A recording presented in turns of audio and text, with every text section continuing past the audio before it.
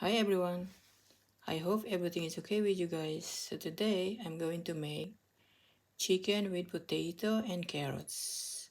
So let's begin guys. A little bit oil,